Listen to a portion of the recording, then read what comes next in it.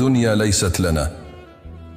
عابرون، سنمضي يوما تاركين خلفنا كل شيء، لا جاه يبقى، ولا منصب يبقى، ولا مال يبقى، تبقى فقط أعمالنا وذكر طيب في قلوب الناس.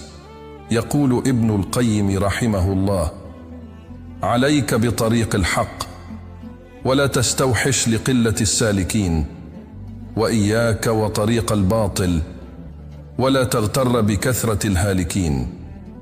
لا يعرف الإنسان بلسانه، بل بموقفه حين يخير بين الكرامة والمصلحة.